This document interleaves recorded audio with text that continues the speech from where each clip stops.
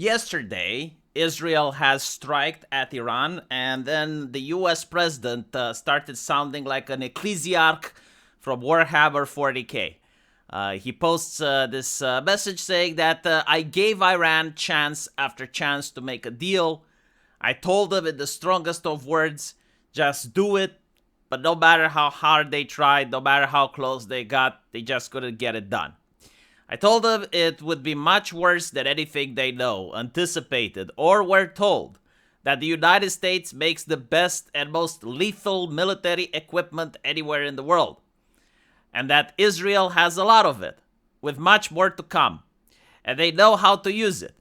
Certain Iranian hardliners spoke bravely, but they didn't know what was about to happen. They are dead now, and it will only get worse. They have already been great death and destruction, but there is still time to make this slaughter, with the next already planned attacks being even more brutal, come to an end. Iran must make a deal before there is nothing left, and save what was once known as the Iranian Empire. No more death, no more destruction. Just do it before it is too late. God bless you all. Now, at the time of the recording, the attack just happened a couple of minutes ago. I don't know when I'll upload the video, so probably things can escalate, things can change by the time you're seeing this.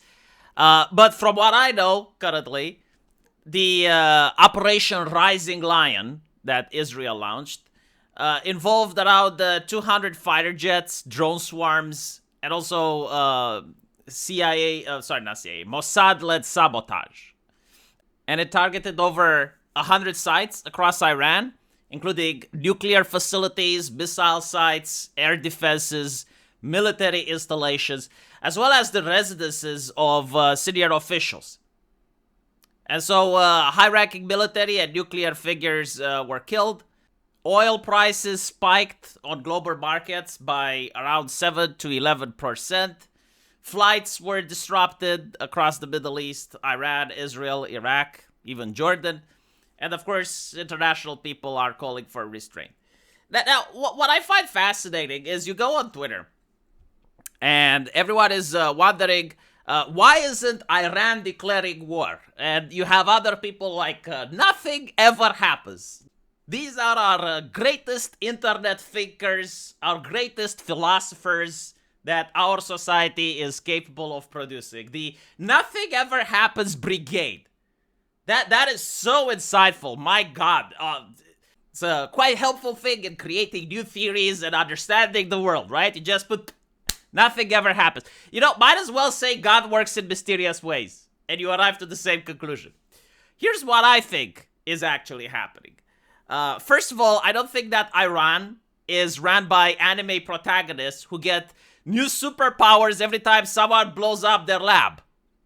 Like, the real answer when it comes to geopolitics is usually ugly, cynical, and it's mostly built around nations trying to survive situations.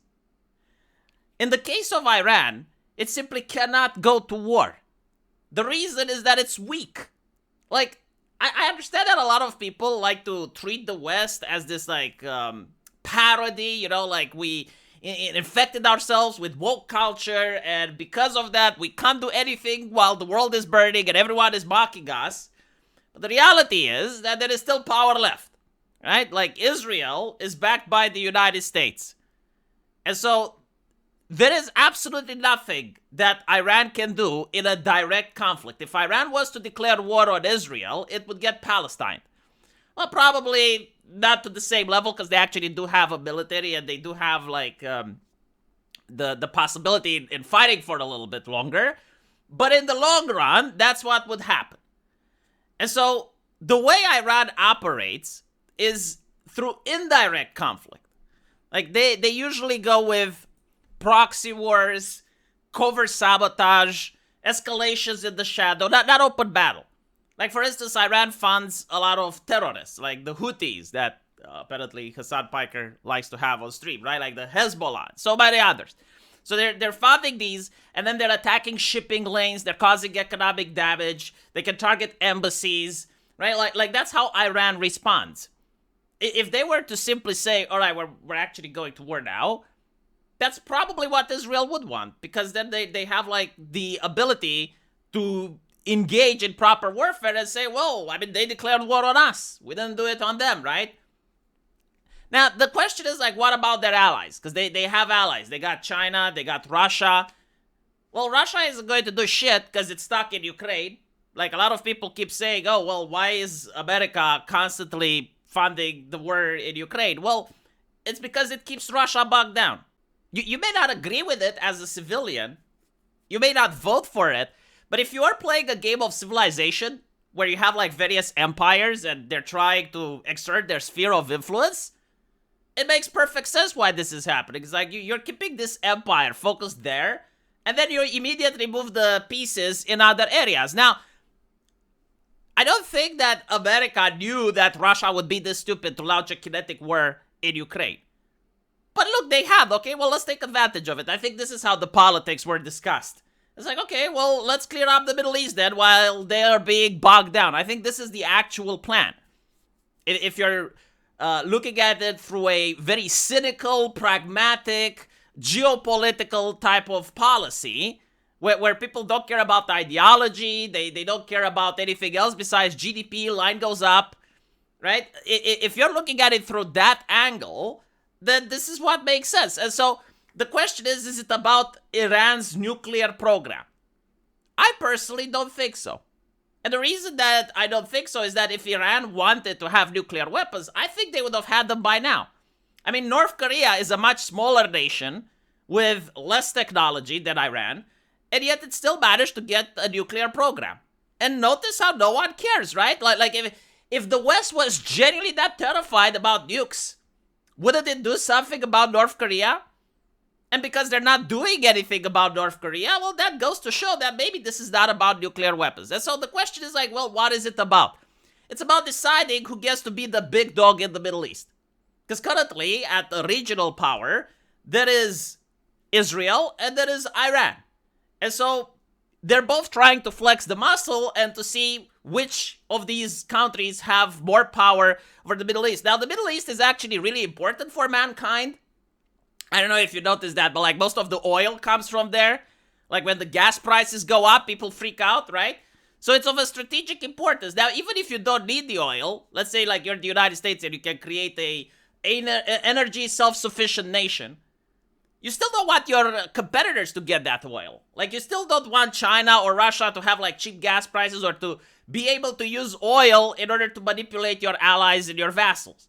And so, like, it's a place of strategic importance for the entire humanity, not just for America, right? America is the big dog. They can exert influence, and they can say, no, like, we need our shit to be in our control. As much as possible, right? Because there's different players. It's not just America. Like, it's also Israel. It's also China, Russia. Like, there's different players on Earth. And they're all trying to control Earth's resources to some degree. Usually, control means like they get to set the prices, they get to set the tariffs, they get to decide who has it cheaper and who has it more expensive, right? Like this is how geopolitics is being done in reality.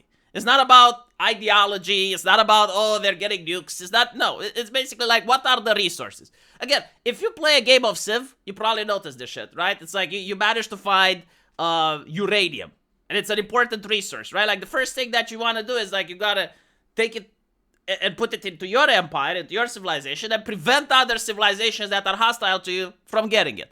The same logic applies, right? Like the reason it's in that game is because the developers saw how things are in real life and incorporated it in their story. So if it's not about the nuclear things, and it's mostly about seeing who the top dog is there anything else involved? Yes.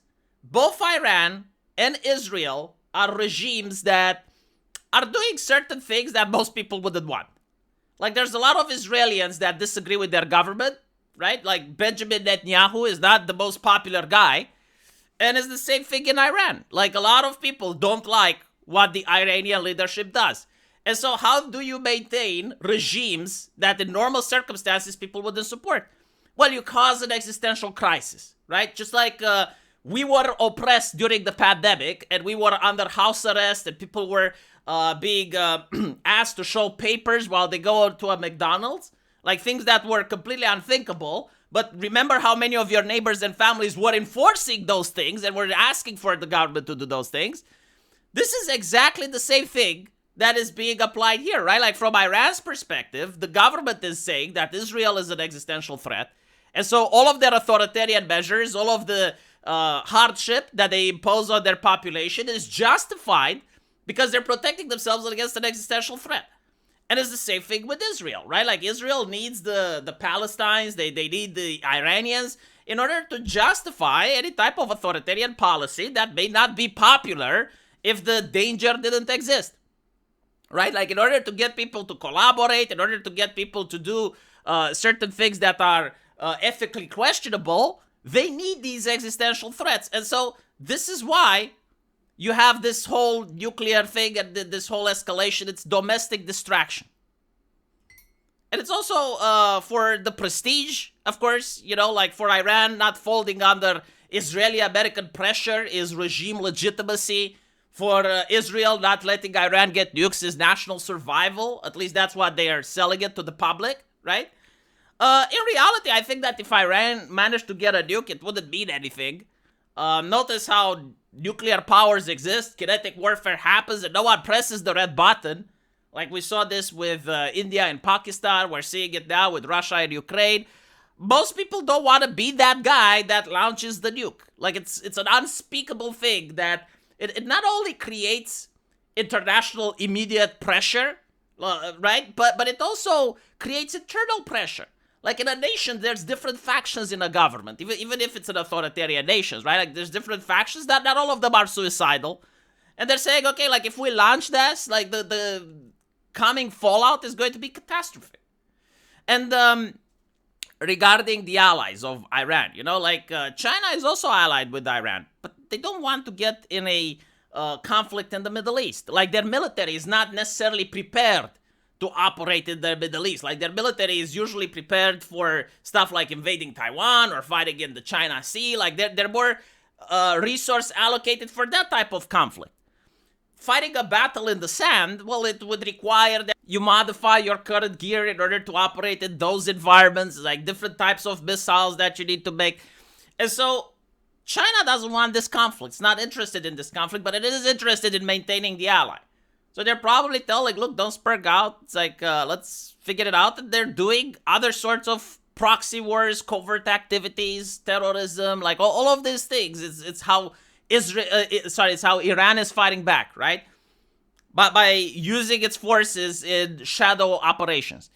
Now, in the current situation, I do think that they're placed in a very difficult position because their government now that needs to show legitimacy has to do something. Like, they can't just take that. You know, they were shown that they were pretty much attacked by a foreign nation, right? Like, their airspace was violated, their military installations were attacked.